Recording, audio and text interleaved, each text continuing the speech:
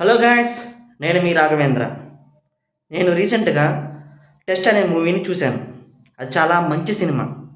ఎందుకు చెప్తున్నానంటే ఆ సినిమాలో ఒక పిహెచ్డి చేసిన ఒక అతను తనకు వచ్చిన ఒక ఇన్నోవేటివ్ థాట్తో ఒక మిషన్ తయారు చేస్తే దానికి ఎవరు అప్రూవల్ ఇవ్వకపోయేసరికి చాలా అప్పులు పాలయ్యి ఫ్యామిలీ అంతా డిస్టర్బ్ అయిపోయి ఒక మంచి హస్బెండ్గా కాకుండా ఒక సక్సెస్ఫుల్ పర్సన్గా అవ్వకుండా ఫెయిల్యూర్ అవుతాడు. ఎందుకు అవుతాడంటే అతని ఇన్నోవేషన్కి ఎవరు కూడా సపోర్ట్ ఇవ్వకపోవడం వలన.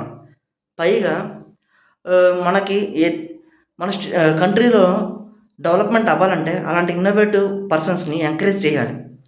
ఇన్నోవేటివ్ థాట్స్ ఎవరైతే వస్తాయో వాటిని ఇంప్లిమెంట్ చేయడానికి గవర్నమెంట్ కానీ కొంచెం మంది డబ్బున్న వాళ్ళు కానీ సపోర్ట్ అంటే ఫైనాన్షియల్ సపోర్ట్ ఇస్తే కనుక చాలామంది ఇన్నోవేషన్స్ చేస్తారు. మన ఇండియా నుండి కూడా చాలా ఇన్నోవేటివ్ యాప్స్ కానీ ఇన్నోవేషన్స్ కానీ ఇన్నోవేటివ్ కార్స్ కానీ ఇన్నోవేటివ్ బైక్స్ కానీ ఇన్నోవేటివ్ టెలివిజన్స్ కానీ ఇన్నోవేటివ్ ఫోన్స్ కానీ మన దేశంలోనే తయారు చేసుకొని మనమే వేరే దేశాలకు ఎగుమతి చేసేంత స్థాయికి వెళ్ళొచ్చు. ఎందుకంటే మన దేశంలో ఎక్కువ శాతం యువత ఉన్నారు కాబట్టి, ఎక్కువ శాతం యువత కూడా చదువుకుంటున్నారు కాబట్టి. ఓకేనా?